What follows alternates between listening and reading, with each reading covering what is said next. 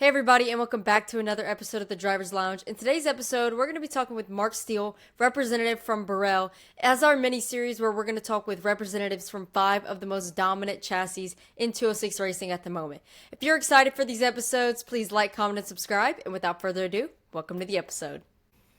Well, welcome, Marc. Thank you so much for coming on to another episode of the Driver's Lounge.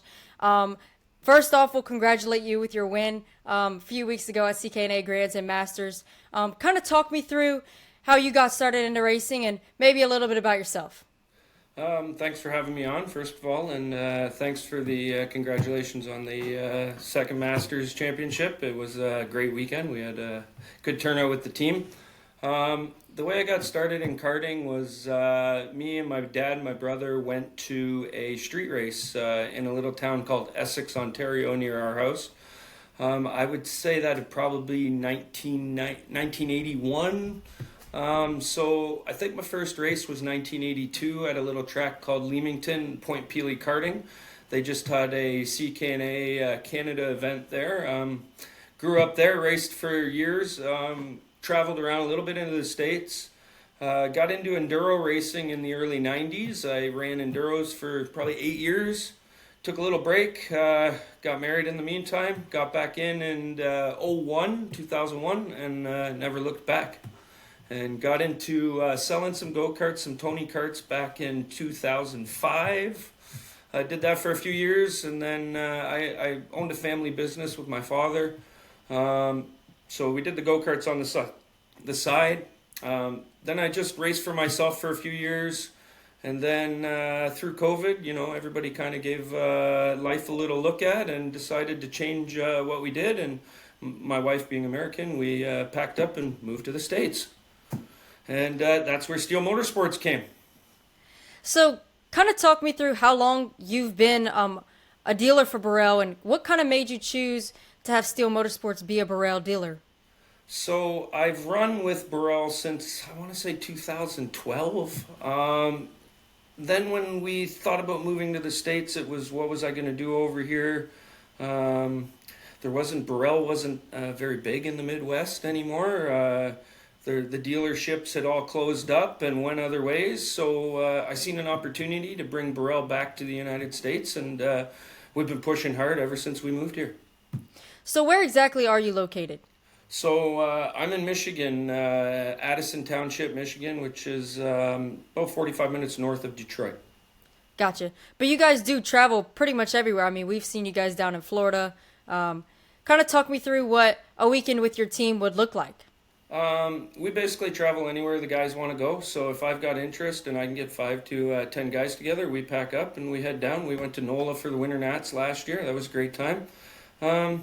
It's like a big family. I've got a bunch of younger drivers. Very, very blessed with the drivers I have, with Ian Quinn and Henry Wheeler and Isaac Melquit, and even some of the younger drivers like Hudson Erlin and Sam Tutwiler, and these kids that are all coming aboard.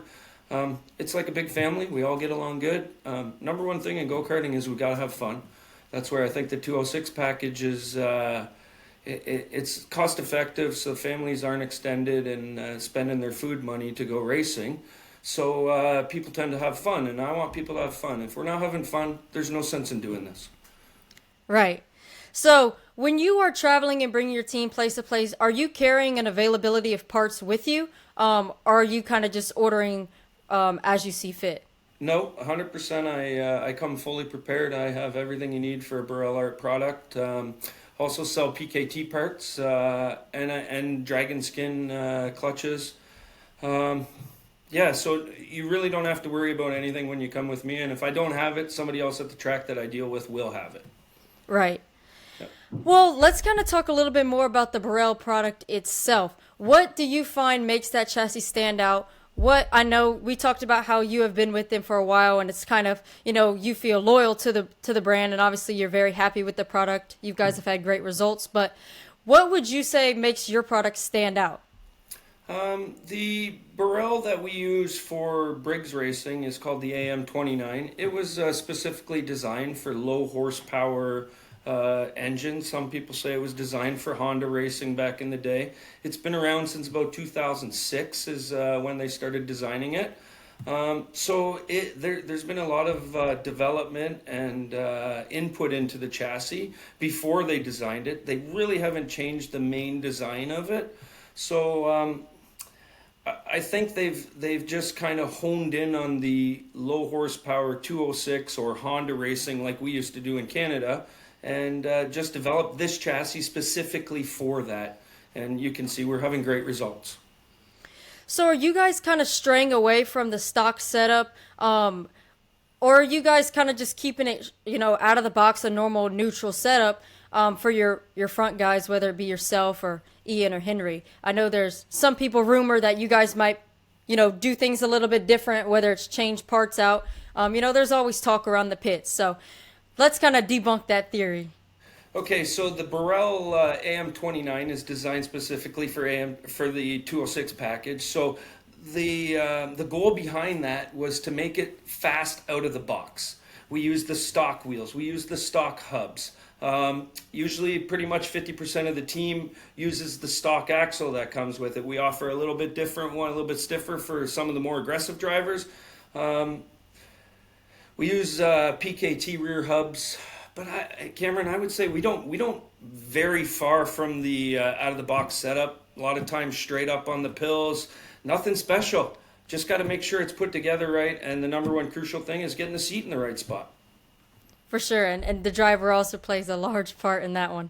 Exactly. We work on more driving. Hey, we got to make less errors on the wheel. Stick to the base setup. We put guys out every time, almost base setup. So if you're changing the go-kart all the time, you never get used to it. We can never be consistent. Right. So I guess that kind of adds into the whole tunability thing. You feel that... Sorry. No, you're good. You feel that the Birel stays in a pretty neutral tunability. Are you guys having to make a lot of changes on a weekend, or it sounds like you guys stay pretty much stock? No, we don't. We don't change too much. We vary from a lot of tracks. So we've had the product on D2 Mojo tires. It works very well out at pit on D2s. We've been on MG tires. It works really well on MGs. On the Vegas also. And honestly, Cameron, we're not changing anything. We're doing tire pressure and gear and clutching. Right. Like I said, the go-kart is so good out of the box. As long as you stick to the base setup and not try and re-engineer it, it's pretty easy product to deal with. So what is the tubing size on that chassis? So they call it an AM29 because the outer rails are 28s and the crosses are 30 in it. Gotcha. And Yeah. do you guys start to find a little bit of struggle with heavier drivers or high grip scenarios, or are you guys able to keep it pretty free? It's always free. If you look, I run Masters. What is it, 390 pounds? I never have a problem being locked down to the track ever. Gotcha. Well, let's kind of... And you can go back to Isaac. Sorry, don't mean to interrupt. But No, then you're you good. can go back to Isaac, who runs junior at 320 pounds with an incredible amount of weight on the go-kart because he weighs nothing. And Right. look, it works really well with all the juniors too. So we use the exact same go-kart right from junior all the way up to Masters. And really don't vary far. Like Isaac and me at the Grands were on the exact same axle. And we were 70 pounds apart. Right. Yep.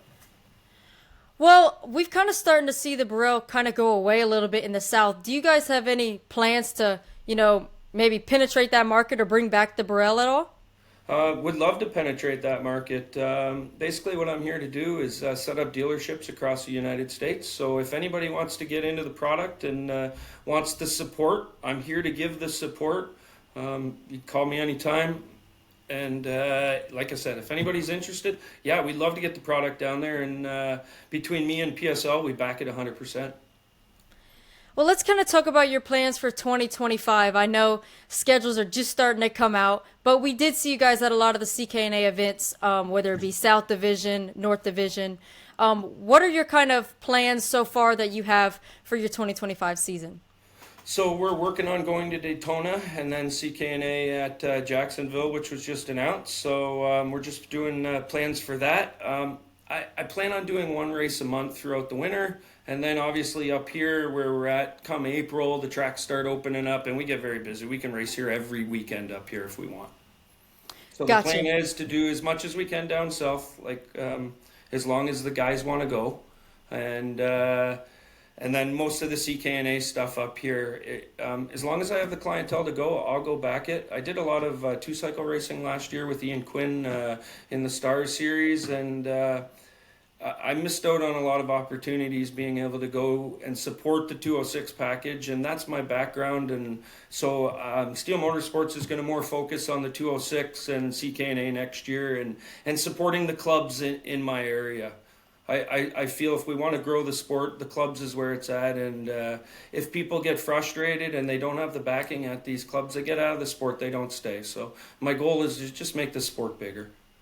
100%. We completely agree. That's something that we've been trying to push as well is, get involved at your local tracks. It doesn't matter if, you're a national champion or you're just getting started. Having the support at those local tracks is what's going to grow the sport. Totally agree, Cameron. 100%. Well, let's talk a little bit more about your star drivers that you have. Ian Quinn, Henry Wheeler, Malkit. Those guys have really helped you. How do you feel that they have helped develop your team and bring on more drivers? Very fortunate that I got a hold of these guys. It's kind of a fluke how they all came about. When I moved here, I didn't know what I was going to do. I was kind of like a little fish in a big sea. I knew the Quinns for a few years. Ian had come and raced for me in Canada once, and I had raced with Ian down in Florida before, so I had talked to Ian and said, hey, listen, this is what I plan on doing. All of a sudden, I got a phone call from Henry Wheeler out of the blue. He's like, hey, I want to go to Jacksonville, and I hear that you're the guy to go with. So I was like, holy cow, I don't even know these people. They're calling me. So Henry came on board, Ian came on board, and then all of a sudden, this guy named Melquitt calls me. So being from Canada, I don't know any of these people. I talked to Marcus for like 45 minutes, our first conversation. It went great. We haven't looked back. And now the team's growing exponentially. Like I'm going to leave people out, but the Tutweilers, Hudson Erlin, Holden Harder, everybody's coming aboard, and we're having a great time, and we've got great coaching through the team and everything. I'm very blessed in this sport. Have you kind of used those guys to help make chassis developments or perfect the tuning progression, or have you kind of already had that nailed down for a while? I know the chassis really well, but the variation of size in those drivers, like with Isaac putting weight all over the thing, yes, we can get it perfect on the scales, but it's still a massive weight hitting every bump, and it reacts different than somebody that weighs 190 pounds and can lift his body as he hits a bump. So I knew the chassis, but those three boys have really helped me make it what it is. So I owe a lot of credit to those guys, and they're very good at telling me what's going on. Do you see any chance Birel would make any sort of chassis changes to that AM29 in the future, or do you think they're pretty happy with the product? No, we're not going to make any changes to the product. Just a couple different brake rod for next year, which is nothing. And then they put a new brake system on it from last year to this year, and we're having really good luck with the new brake system, and they're not going to change the go-kart. I think we're going to have the new bodywork on it. So kind of excited about that. Hopefully we can debut it at Daytona and show everybody the new AM29. How do you feel that the chassis reacts to changes? I mean, do you feel like little changes make a big difference and drivers are able to feel that, or do you think it takes a little bit more of a drastic change in order to get the driver to feel it? No. A driver will feel half a pound of air pressure, half a spacer in and out. They'll feel an eighth of an inch moving a hub in and out. It's a pretty tunable chassis. And you can feel everything on it. It's so good. I don't know what to say. Well, I think that your results kind of speak for that as well. You guys did really, really great at Grands. And so let's kind of talk about the price and availability of chassis going into the 2025 season. Will you be able to have access to a lot of chassis, and what are the price to get a brand new one? Okay, yeah, no, there'll be tons of chassis available because PSL is so big in Canada. The 206 racing in Canada, pretty much 60% of the whole place is on a Birel Art product of some sort. So, yeah, there'll be no shortage in chassis. Our first order comes in December. I think there's over 50 AM29s coming in that order. So, yeah, totally available all throughout the year. Price should be around $42.50 plus shipping for a go-kart complete, roller, seat, wheels. You don't have to buy anything extra. Just put your powertrain, your motor mount, some tires, and your gauge on it. You're good to go. Well, that sounds great. Thank you so much for joining the episode. I think that pretty much covers everything.